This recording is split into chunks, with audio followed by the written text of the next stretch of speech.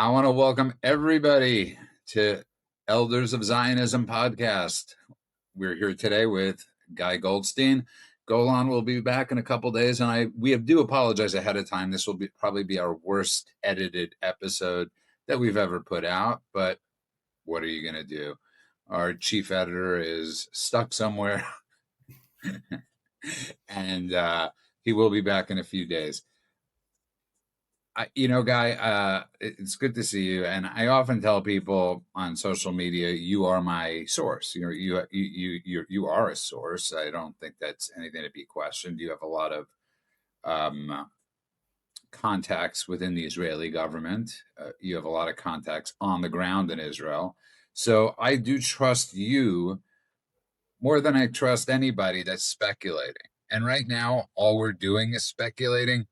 And the biggest problem I have right now, Guy, is that anybody that questions if you're a Republican, a conservative, MAGA, whatever you want to call yourself, that you are shot down immediately. How dare you question? Which is the exact opposite tenet of what conservatism is and should be. And it's why it gets us into a lot of trouble, is we do question often. Now, I don't think it's unquestionable to ask, now that the deal or what the MOU has been signed, is what exactly is in it. And is that a crazy expectation? No, I think that it's an absolutely legitimate expectation. I think that one of this purity test game that's being played right now on with Trump supporters and people who support the Republican Party writ large is incredibly unhealthy. It's the same thing that we saw with the Democrats before their party collapsed into madness. A healthy political party needs to be able to check itself. The fact is, this deal is one of the most important deals in the world, not only this year, but over the last few years, and possibly the most important deal that's been made this century, because it reshapes the US policy towards Iran. It reshapes the relationship between countries in the Middle East. It reshapes the approach to the application of American power. And all of this is based on speculation and secondhand information being leaked from Pakistani and Iranian politicians, because we aren't being told what the details are. And as they say, the devil is in the details. What we do know, and something that I brought up yesterday that on social media, that you saw it before I posted it, that I took a lot of crap for, was we knew it didn't. I mean, as my mother says, a blind man in a dark room could see that a lot of this would be about Lebanon. Part of the deal was going to be about whether Israel retreats or Israel fires or whatever it is. That was going to be part of it. You have President Trump today saying he's going to speak with Hezbollah. I'd like to see that. And I'd actually like to hear that conversation. I know we never will, or see the transcript for that matter. Because there are other transcripts, Guy. It's interesting that we have not seen. But that's something we know for sure. And we know certain things for sure because JD Vance has been all over the news this morning. And I want to sum up what Lindsey Graham said yesterday perfectly. He is the architect of this deal. I don't think that was an accident. And if you want to play like these crazy games, it's like, if this thing is a failure, President Trump has his fall guy. One of the things that you're saying is, I think we're already seeing who the fall guy is right now. The fall guy for the entire war is Benjamin Netanyahu. 100%. The messaging coming out of Washington, the messaging coming out of Iran is perfectly aligned. Yesterday there was an incident. The president announced that a deal was going to be signed. Hezbollah fired drones into Israel. Israel responded. And then obviously Iran said it was a violation of the ceasefire. And the president said, sure, they fired drones, but no one really no one was killed or injured. So I think responding is overreacting. So we're seeing the positioning already of the fall guy for the deal. And look, I'd like to believe that that's the positioning of Vance as a fall guy if the deal goes wrong, is strategic. I think that there are a number of considerations going on. One is Yeah, one of the more important ones is the terms of the deal were not only Vance is the architect of the deal, but the terms of the deal we've heard from multiple sources Let's were go with heavily. the parts of the deal that we know that he has said that he has agreed on, that we've So, actually. so in his interviews, he was very clear. He doesn't agree to any of the things, but we're willing to discuss all of the things that the Iranians have broadcast are on the table if they agree to the terms of being good boys and complying with oversight and all of the other things that were more or less the same terms as the JCPOA, right? And I think that's the starting point that we can work from. I think if we want to understand this deal, the Well, it's not the deal yet. It's the okay, deal. if we want to understand, if we want to understand what we know about the deal so far, there are two frameworks that I think it's worth looking at it from, and I'm going to introduce them separately so that you can break me up, so that you can break up my long-winded point. Thank The you. the first is JD Vance was on, I believe, CBS this morning, Yes, it was CBS. making a statement. He was on with Gail King and the other guy. Right. And he was asked directly, people are saying this deal is very similar to the JCPOA. How is this deal different from the JCPOA?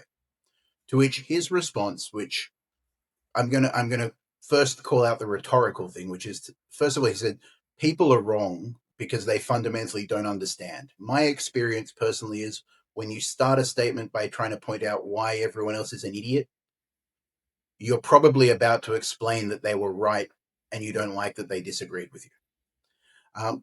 But then you go into the detail. We destroyed the Iranian nuclear program, and what we're doing, what this deal is being put in place for, is to prevent them from rebuilding it. The JCPOA, didn't have a nuclear, hadn't built their nuclear program yet, but they were building one, and it was supposed to prevent them from completing it. Those two statements are not fundamentally different. Those two statements, if you turn them into mathematical equations, both describe the exact same situation. Nuclear programs equals 0. Insert interjection. Do not allow nuclear program to equal 1. Right? The nuance of the circumstance of each deal, yeah, time changes. Every situation is slightly different, but the deals fundamentally are the same. The biggest difference so far in what we're hearing is while we know that the Obama deal, the JCPOA, involved pallets of cash to the tune of between $1.8 billion in cash and $6 billion in sanction relief, we're currently talking about, and again, we don't know the specifics, but we do know what JD Vance has acknowledged on television this morning. We're talking about nowhere was it mentioned that $24 million in cash would be released, but Billion, billion.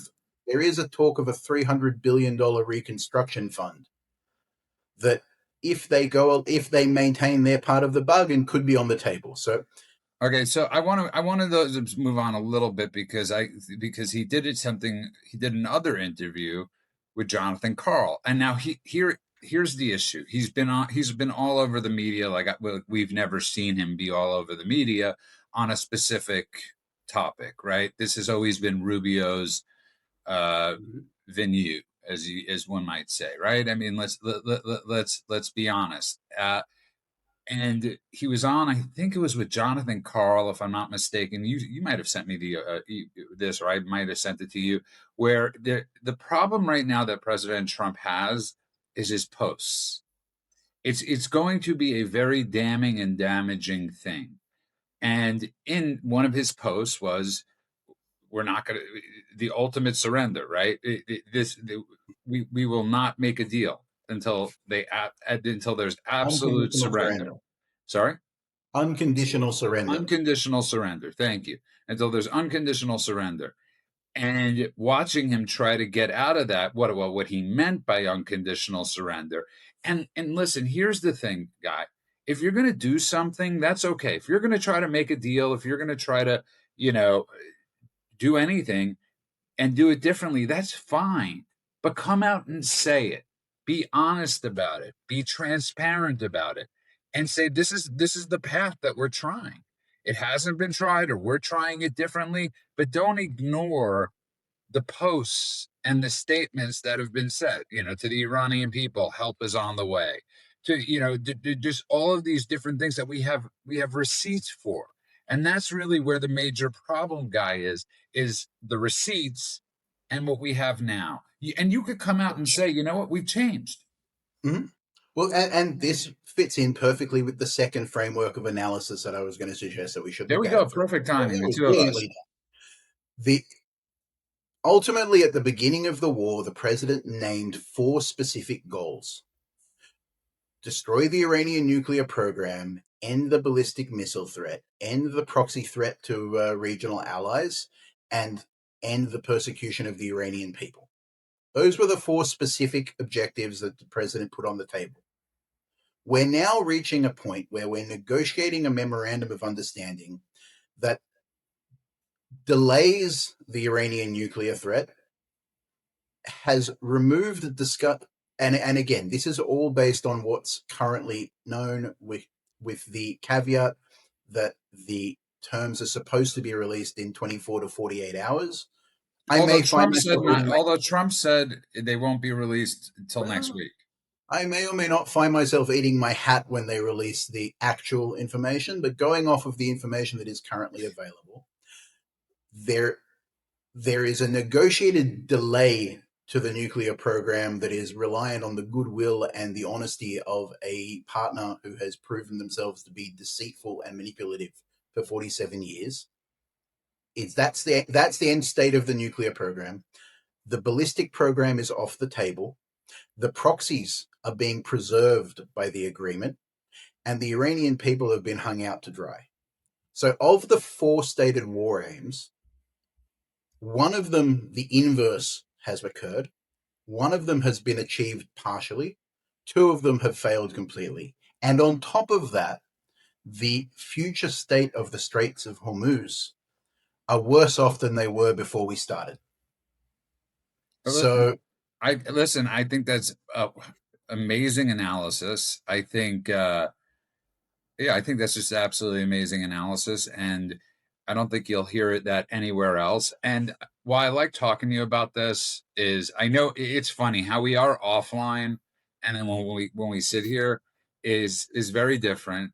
It's a little more measured. We try to be more measured and not be the people on X, and not just and it's so amazing, Guy, how you spoke about the need for there to be, within a party there need to be, you phrased it beautifully before. The only way for a party to survive is, how did you say it?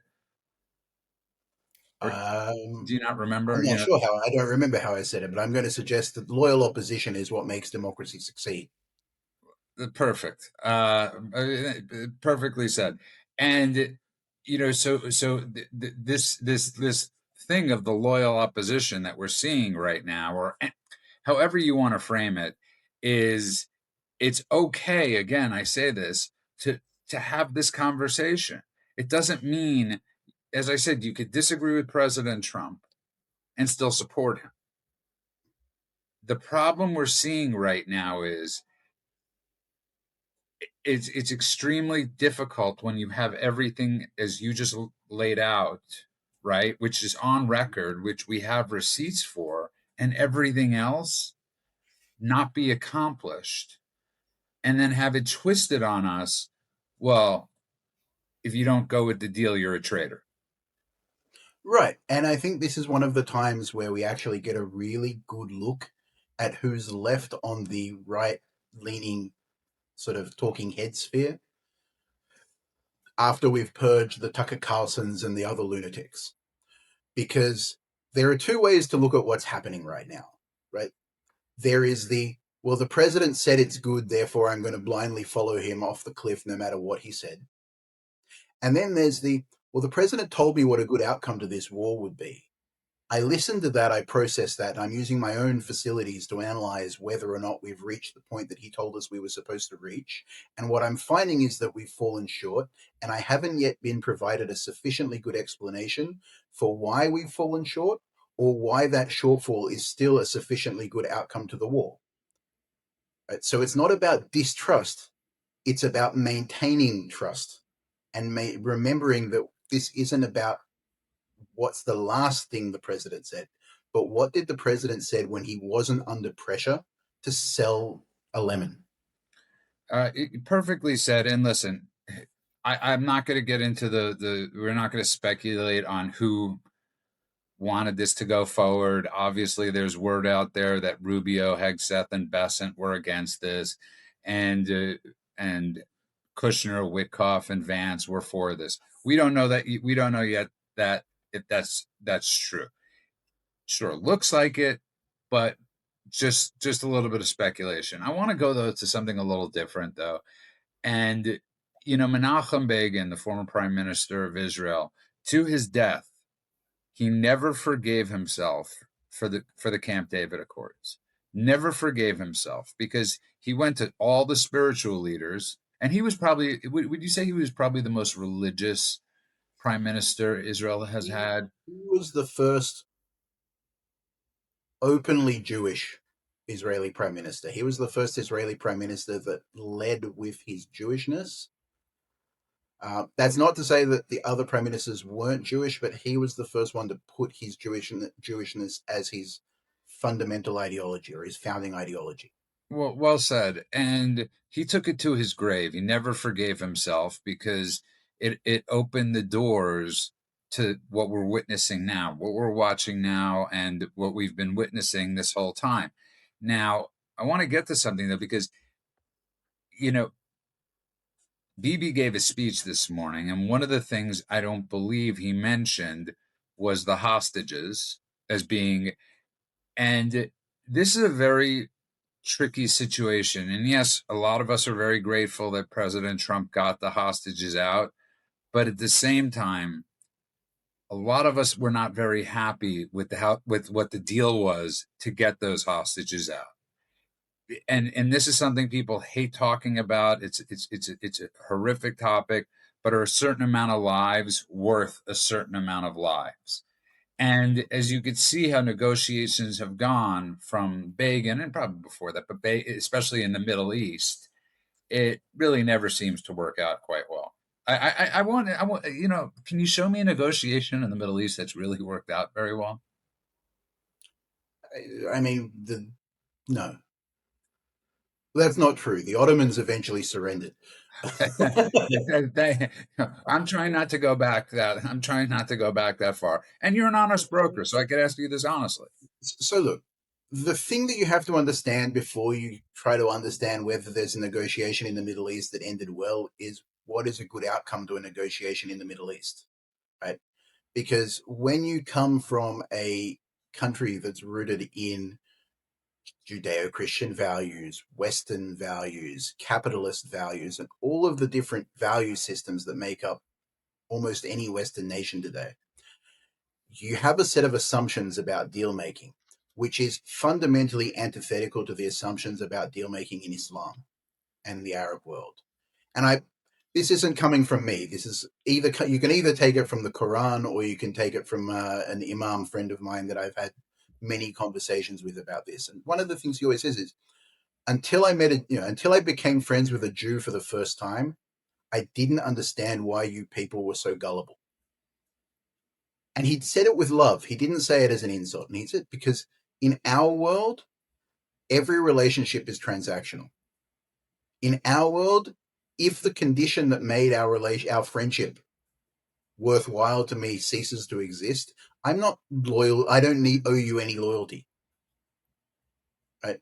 And a lot of this is documented because it comes straight from the Quran. If you look at the history of, the concept of the Treaty of Hudaybiyah, right? This is something that comes up a lot when you talk about Islam.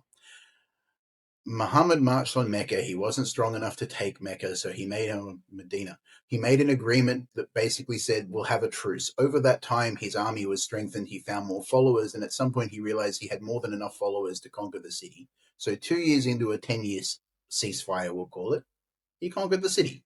Why? Because he could. Because the situation that made the treaty worthwhile to him ceased to exist. Right. And so when you talk about treaties in the Middle East, you have to understand that the treaties in the Middle East only exist so long as the circumstances that made them necessary continue to exist. And the only party that doesn't negotiate that way in the Middle East is Israel, who's constantly looking for friendship and acceptance and love and peace in the sort of the Judeo-Christian, let's all sort of swords to plowshares and be friends forever, and we'll build a brotherhood of man, utopian peace.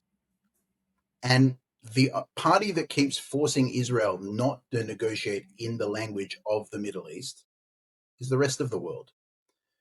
It's the European Union, it's the UN, it's America. And this is a repeating cycle. And every time it repeats, the end result is the same. The end result is that eventually we go back to it. And one of the things I think not enough people are talking about this current war is we had to go to war in Gaza several times to repeat the war in Gaza because of ceasefires, where after the ceasefire, Hamas retook territories that Israel had to pull back from. And we had to refight the same war in Gaza several times during this war.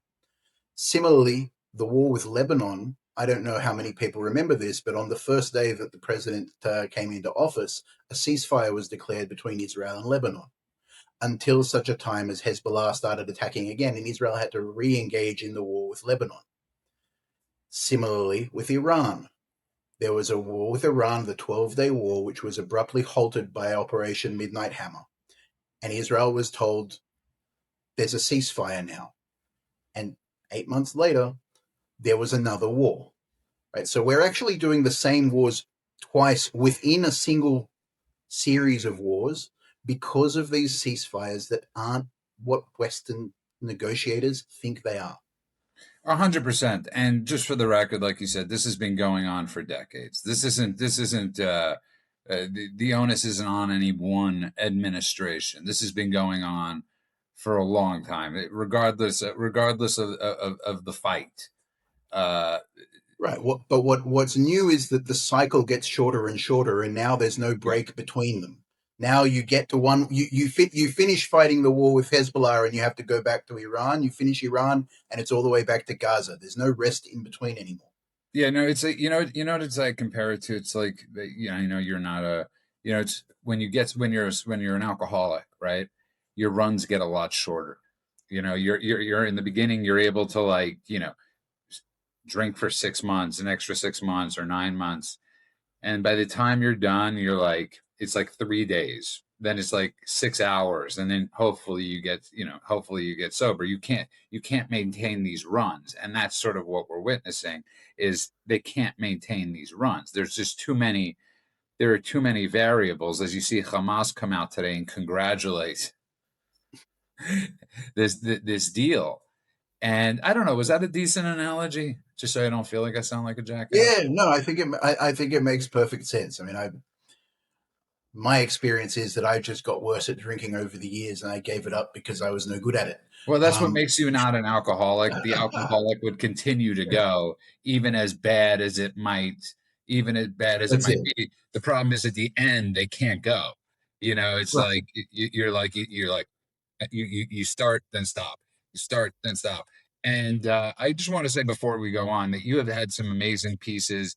Uh, it's a guy thing on Substack, and you've tagged it with the Elders of Zionism with Elders of Zionism. So they are absolutely amazing pieces. I encourage everybody to read them.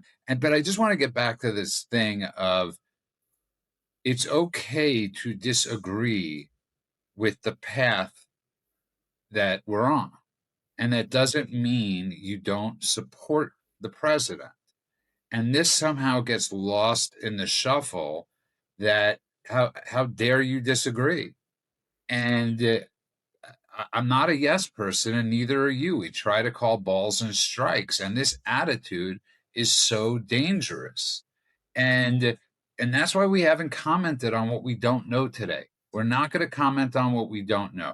We could comment on everything JD Vance stated on all the news shows, right, Guy? That's Mm-hmm. We're not commenting on anything Iran has claimed to be as part of the deal. None of that is part of that. Yeah. Do we think that Bibi will be made to be the fall guy? 100%. And I keep on trying to explain something to people, Guy, is that Israel has elections in 3.5 months, 4 months max. Mm-hmm. Okay, so people that think this is a game now between him and Trump, and there's like a long term, some political strategy like we used to talk about a lot. Mm-hmm. I don't think that's the case anymore. There is no more time for BB's run out of time. His only saving grace is the other parties probably will not be able to form a coalition. Right, and I think you've got, on the one hand, you've got Bibi with the Israeli elections are due probably in October. There's the November midterms. Both major players in this current spat between friends may have important election cycles coming up, and the pull of each leader is in a different direction. Right, the weight in the United States, despite the fact that the Republican Party may be aligned behind the president for the most part, is still favoring moving towards a deal and winding down the war. In Israel, the pressure is doing something to capitalize, to actually turn the strategic achievements of this war into political gain. Right? Because what's happened so far is that almost every strategic achievement that Israel has achieved in the war has either been translated into political gain for the United States or has been squandered by the United States. And I say that as someone who, anybody who watches this show knows how much I love America. Right? I'm not saying this because I want to blame America. I'm not saying this because I'm holding against America. I'm saying this because, as a realpolitik analysis of how this has been played, the strategic gains in Gaza were converted into an American decision about an American system of control over the Gaza Strip in exchange for returning the hostages. The situation in Lebanon was converted into an American political victory in exchange for Israel knowing that it was going to have another round coming with Lebanon. And now the strategic gains in Iran, and there were substantial strategic gains, right? The achievements of the two wars that Israel has fought and the one war that America has fought in Iran were massive. The regime was brought to its knees. It is the weakest it has been in 50 years. But if it's given a lifeline in exchange for whatever advantage, the way that JD Vance was pitching this today was there's lots of advantage to the American people of this deal. I just want to. President Trump was asked today if he's going to go to the signing, and he declined to commit to attending the signing of an agreement to end the Iran war on June 19th, telling reporters his participation depends. JD's coming in for it. He was originally going to do it. Trump said, I'll probably be gone by then. But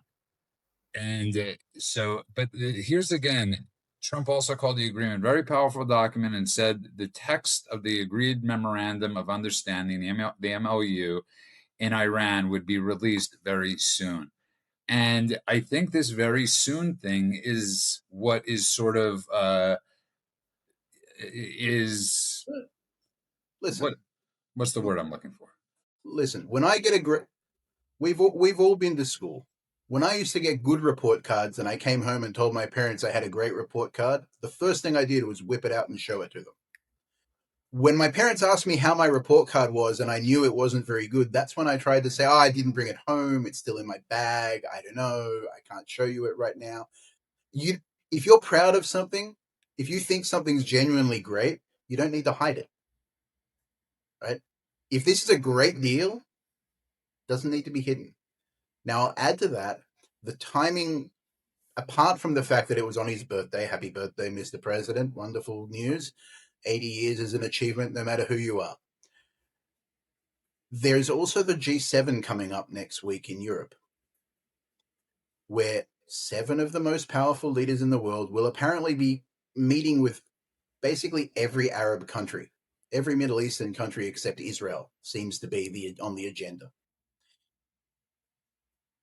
To me, the timing of that and the details of that are a red flag. Why? Because what we've consistently seen over the course of the last 2 years is all of the Middle Eastern countries that aren't Israel getting together, trying to convince the United States to use its power to impose an outcome on Israel. The perception in Israel today is that Israel has been sold out by the United States. And This is that's, a by the way, just so you know, what you're saying, it goes diametrically opposed to what J.D. Vance said on, what he said, some people, I guess, are against it or some are for it, however he framed it. But as somebody I saw posted before, there's very few things that unify Israel, and they are unified right now that whatever they're seeing, they are the, not fans of. listen. The only real point of disagreement in Israel about the current deal, despite not having seen the detail of it, is it bad? Is it worse? Or is it the worst thing that's ever happened to the country? Netanyahu came out and gave a speech not long ago in which he said, the deal's not great, but we'll soldier on because we always do. Right? He was making the most of the situation. Every opposition party from the far left to the far right has come out and said this deal is a humiliation of you, Benjamin Netanyahu. And the only people who think that it's a great deal so far in the are Hamas. Like, I'm glad that Hamas thinks it's a great deal, but I'm not sure that's one of the parties that you should be considering to be Yeah. experts in the deal. Listen, I think you're 100% right. And But before we move on, I want to just well, touch we're on not that moving because on, we're moving out. okay, so before we move on to moving out, I just want to drill down on that because I think it's really important for people to understand what that means. Because if you would have polled Israel when the United States went to elections, if Israel were really the 51st state, right? Israel would have supported President Trump with about an 80% majority. The left and the right in Israel were aligned on the fact that Donald Trump was the best option for the Israeli people and for the future of the Middle East. The left because they saw him as a peacemaker, the right because they saw him as a strong man, but both sides agreed that Donald Trump was the person who could make a meaningful difference. They'd seen him implement the Abraham Accords in his term as the 45th president. I would challenge you to find a place in the United States that had more support for President Trump than he had in Israel in the November elections. Even throughout the increasingly uh, challenging stages of this war, you probably heard more analysts, pundits, and Israelis on both sides of the aisles trying to explain how this was going to work out because they trust the President Trump than did anywhere on American television. And so the fact that now you have this general sense of betrayal as the overarching sort of sentiment, it's not because Israel has stopped feeling any love for America. It's not a lack of gratitude. It's not the fact that anybody in Israel wants to see anything bad happen to the president. But I think that there was a breach of trust. And I suspect that if you were to talk to Iranians on the ground, who obviously you can't talk to because they were left with the oppressive regime that won't let them speak, but I suspect that there's a similar sense there. I suspect that you'll find the Kurds aren't feeling great about it right now. All of the natural allies of the United States right now are feeling very down in the dumps about this. And I hope that something comes out that proves all of that sentiment to be wrong. But this is the first time I can remember that the sentiment has been this down on President Trump's strategy. And that's going back to obviously his first term in office too. It's So a decade of sentiment. and listen, none of us here are hoping that this whatever you want to call it fails. We don't know what's in it. We just know that going by the past, and the past is often a great indicator of the future, guy, is that Iran will not keep the deal. This idea, and he was being pressed, JD Vance, about are American troops going to have to go in and check, right? And he wouldn't answer the question on the CBS show. And he basically, left it to the, what is it, the IEA, a group that we don't trust in the first place. Well, and the same group that was enforcing the JCPOA. That's exactly right. So we're left with the group that was left to enforce that will be left to enforce this. So the group that was left to enforce that allowed it to basically get to 60% enriched uranium and not screaming what's going on. Is that fair? Which is exactly the same thing as happened with UNIFIL in Lebanon, who was supposed to demilitarize southern Lebanon and instead allowed Hezbollah to rearm and become an existential threat to the state of Israel. Right? It's the consistent pattern, and I think that's the thing that's most disappointing. President Trump, his entire position from the very beginning was the systems that exist are broken and fail to achieve the outcome they were designed to achieve. They need to be replaced with systems that work. And there was a huge hope for that because everybody knew he was right. And my biggest concern right now is we haven't heard the United States pull out of UNRWA. We haven't. We've now got a board of peace for Gaza that's functioning as well as the UN does. Well, they haven't raised the dollar either. I mean, you got to grant it the UN. At least Nothing's the happened. UN. At least the Hamas, UN said Hamas is Hamas is still armed. The IDF still have to hold it. Nothing has changed in Gaza. The president hasn't pulled out of the UN. He hasn't fundamentally shaken up the system. And our, I think from a personal perspective, and I'm saying this personally, not through any analysis, my biggest fear is that the president was the hope to make it. The president was the hope that America could be made great again, and the shackles that were placed on it by the rest of the world after the Second World War and primarily and through the United Nations could be broken, and America could be allowed to be a force for good in the world again. And it feels like we're backing away from that position. And I hope, I hope against all hopes to be wrong, or that there is a plan that says this is the sacrifice that has to be made for a greater good. And my fear is this is just the move that made sense right now, either politically or, you know, psychologically. it was politically expedient. The last point I want to just raise is, and this is why it's so important, is everything. All of these deals are being done by executive order, right? None of this deal eventually, if it actually is a good deal, will have to go through Congress, and will then have to get passed by the Senate for it to actually, so the next president can't come in and rip it up, right? Well, Which we is know that's not going to happen. That's the precedent that was established with the JCPOA. We'll right. That's bypass Congress. We'll right. So bypass the systems and safeguards.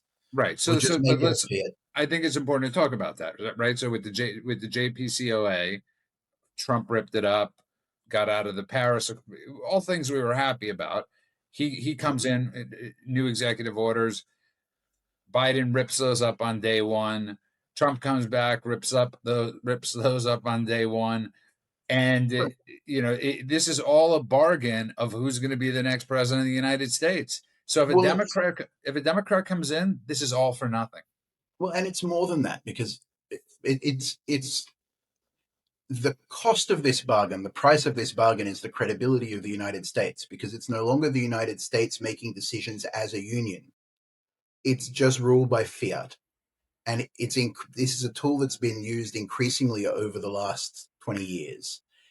And the fact that each president basically decides that the president before him was wrong makes the United States less and less credible in the world as a trading partner, as a superpower, as as the guiding light of the free world. So there's a serious cost to these weak decisions, and it would be great to see a deal that the president could bring before the Congress, and a Congress that was willing to see the president win. And it's tragic that that's not what we have. Yeah. And I think if there was a good deal and the Congress were a decent Congress, then yeah, we'd be able to do something amazing. But right now, this is bad for America. It's bad for America's present. It's bad for America's future. Forget Israel. Israel will be fine. We'll fight the fights we have to fight. And you notice we haven't really brought up Israel much. And that's the thing, is because we're not worried about Israel. Israel has been fine. Israel, I mean, when you look at Israel's history, they should not be around. Israel will be able to defend itself on all fronts. Will they have bad days, bad losses? 100%. But this idea that Israel is like this, like, damsel in distress, let's get past that, okay? Israel's far but from the damsel in distress guy. Right. And this is bad for America. This is bad for America because it sets a precedent that terrorism gets paid. Right. Because that's what this was. The Iranians do not control the Straits of Hormuz. What they have done is terrorize the Straits of Hormuz to the point that America decided that they had to back away from 4 out of 4 of their war aims and make concessions on a fifth element that wasn't on the list. Right.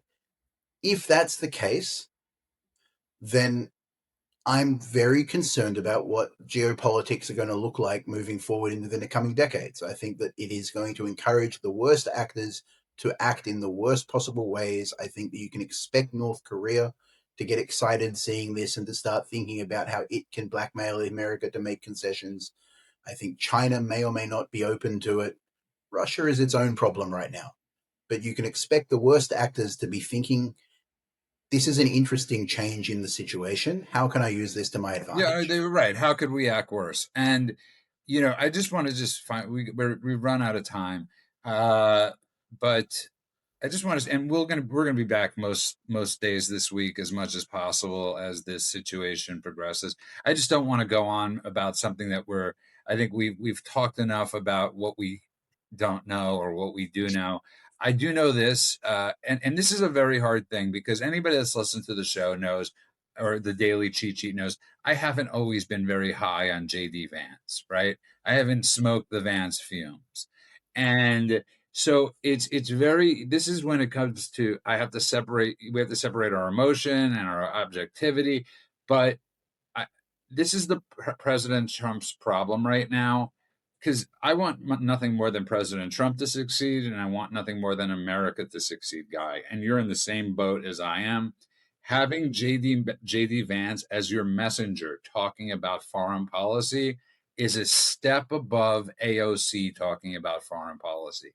That's how little he understands about the language. This is not, and again, this isn't a knock on Vance or AOC for that matter. Well, it is sort of, but this is something that most people don't have the ability to talk about. That's why you have a Secretary of State. That's why you have certain people that this is their job, is to come out and talk about this, that they're not on every show conflicting what they said on the show before. Right, and I think we also there was a clip of JD Vance that was circulating earlier in the week where he talked about the fact that the World War II was ended by a Oh negotiation. my Right, God, yeah.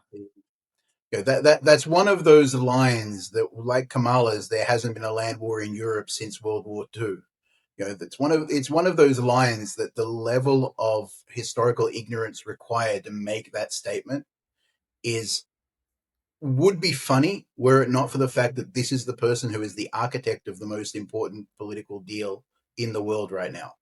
So, yeah, putting JD Vance on this is disconcerting. I think what's even more disconcerting is that this has been Marco Rubio's war.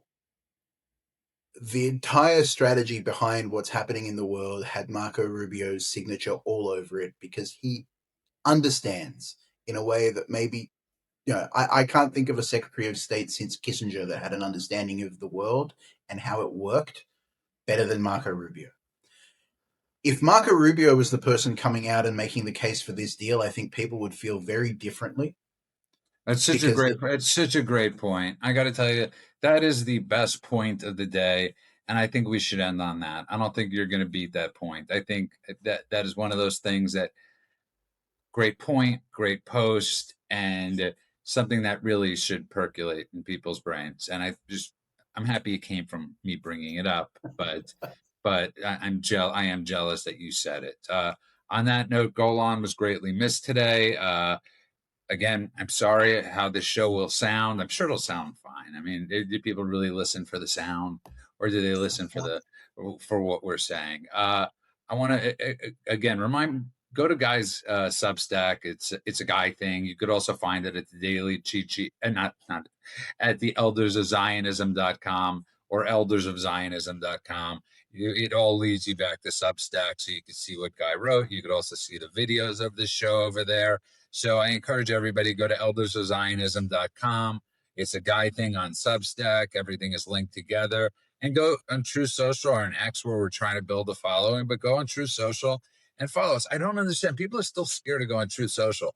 I mean, even people on True Social don't say their real names. And I'm like, just say your real name. What is the I don't like accounts anywhere, Guy, where people don't show who they are. And but that's where we're at. That's how humans are and how trust works, unfortunately.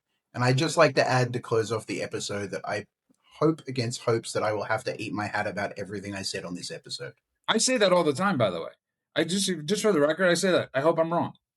Yep. And I don't think you said anything crazy, by the way. You didn't say anything that you did not say anything crazy because without this in front of us, without what we're being told is great in front of us, all we're left to do is listen to what J.D. Vance has been saying or President Trump has been saying in the New York Times. That's all we discussed. We did not discuss anything else. So I don't know anything that you'd have to eat your hat on. I don't, other than this is the greatest deal ever signed. Right? That's the only thing you'd have to eat your hat on. And still, I hope. 100%. Good for you. Good on you, as you Australians say. And I want to thank everybody. You can find us all over Apple, Spotify, YouTube, Rumble, everywhere. You could download this episode. You could download this episode or watch us. You can find us again at eldersofzionism.com. I want to wish everybody a good morning, afternoon, and night world, wherever you are. God bless you all.